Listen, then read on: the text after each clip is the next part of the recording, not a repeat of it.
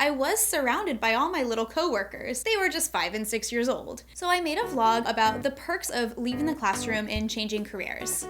There's been a lot of really awesome things, but I would be lying if I said it's 100% perfect. So I have a line monitor who every time we get in line to go out of the classroom reads the chants and goes along with the kids. I love hearing them do that. Like any change, things are not completely black and white, and there are a few things that are drawbacks from leaving the classroom.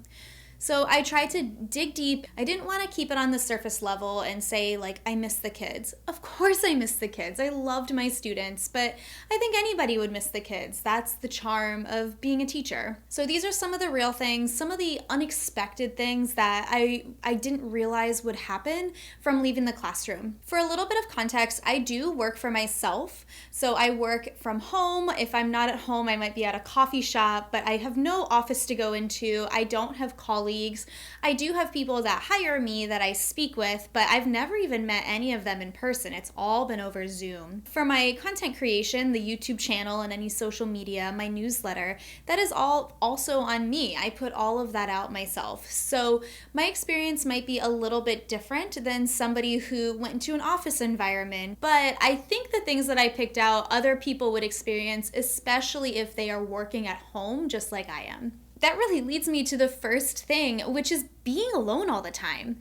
Working at a school, you are surrounded by people all day long. No, you might not be surrounded by your peers, but that said, I was surrounded by all my little coworkers. They were just 5 and 6 years old. So now, instead of hearing constant talking and chatter in the background, the announcements coming over the speaker, all those hustle and bustle noises of a school, it is just quiet. It is really, really, really quiet in here.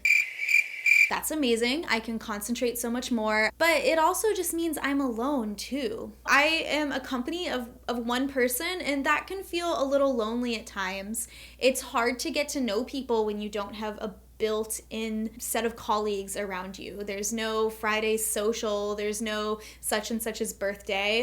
It's just me over here alone. I'm a pretty social person. I'm pretty extroverted, and so I have to really go out of my way to try and find peers. But I've got my podcast to fill in the blanks. I go on my walks, and I do have friends. It just takes a little more effort on my part to get those social interactions going. Another thing that was a little unexpected to me as I do meet new people is to see just how different people are that do not work in education. As I've connected with others, I've realized that those working in schools are all connected by a common goal, right? And that's for the better of our students. Teachers, especially elementary school teachers, they tend to be friendly, they're a little empathetic, they're very in touch with what others need. You might not always love all of your colleagues, but there are a lot of common traits that you'll find with people that have chosen to work in an elementary school. I think because those are the only people I've ever worked with, I expected others to be that way. Now, I've connected and met with some really amazing people, but I've also been a little shocked to see how cutthroat some people can be, how self-serving some people can be, and how quickly some people will be ready to use you. I've learned these lessons as I try to collaborate with people, as I try to connect with people, but I realized I need to really have my own back in a way that I wasn't expecting to, especially because I work on my own. But I think that's also helped me to understand as well, I don't owe anyone anything. I used to owe my 20 little colleagues the education that they deserved. I used to owe them kindness. There are things that are just expected. And when you're working with adults, especially other adults that work for themselves and are rooting their own selves on every day, they don't always have the bandwidth or the interest or the connection with you to also root you on. This is something that I've had to really toughen up on, and also just start to change my expectations of what people will be willing to give you and how much I should be giving to people that I'm just meeting and getting to know also. The third thing is something that I was actually quite worried about going into my new career, and that is going from teaching, which is a hyper-scheduled and hyper-structured workday, to the indefinite workflow, less structured environment that working for yourself is. Working in a classroom was exhausting, especially because you are planning and leading everything yourself. But there was never a time that I would say to you, I didn't know what I should be doing, right? It's just an endless list of things to do. Check, check, check, cross it off, and move on to the next thing. They say if you don't have a plan for your students, they will have a plan for you. And having learned that the hard way quite a few times early in my career, I became very motivated because I knew the type of day I was going to have depended on ensuring that I had enough things planned and the right kind of things planned. So I love being off of the super hyper structured schedule, but I also have to make sure that my motivation stays there. Something that I worry about a lot is that one morning I'm going to wake up and just have zero interest in what I've built anymore. I certainly don't feel that way day to day, but I know that if I stop, this stops. And for me, building primary focus, as I look at this as a long-term business, these are things that I need to consider about how I can grow this and sustain this, knowing right now it's just a party of one, but long term, I have big plans about what I want primary focus to grow into. Lucky for me, I have a really great support system. I mean, my husband is so supportive of me, my friends, my family, they're so supportive and excited and ask me about it. That feels really good to know that people believe in my vision, but I got to keep the vision going.